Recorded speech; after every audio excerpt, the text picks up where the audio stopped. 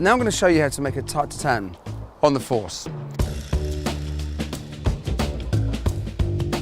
What I've got here is apples that are peeled, sliced in half, cored, and then poached in a caramel scented broth with some cardamom. And it's important to poach the apples first with water that has sugar in it, because it changes the density of the water and it means the apples then start to firm up.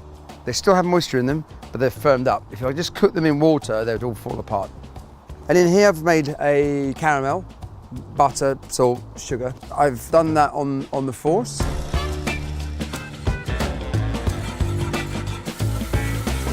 And now I'm going to place the apples into the pan. Sometimes in life, there's many things that come from mistakes. And apparently this comes over two sisters called the Tatin sisters in the Loire Valley in France. And they had a little cafe and they were making apple tart, but they forgot to put the pastry down as you normally do on a tart first. They put the apples in first and then thought, oh God. So they whacked the pastry on top, cooked it, and then turned it upside down. And that was how tarte tatin was born. Put these in. Now for the pastry, just going to crimp the edges over, more so on the corners, just so this becomes rounder, less rectangular. But also this will give a nice raised crust.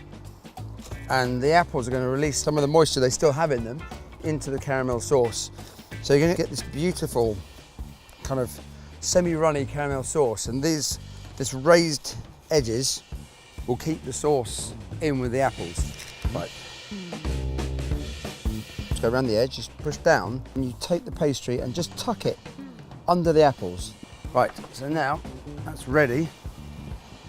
It's going into the force. I've put a pizza stone on there because that will generate more heat, which will help the pastry on the top to cook.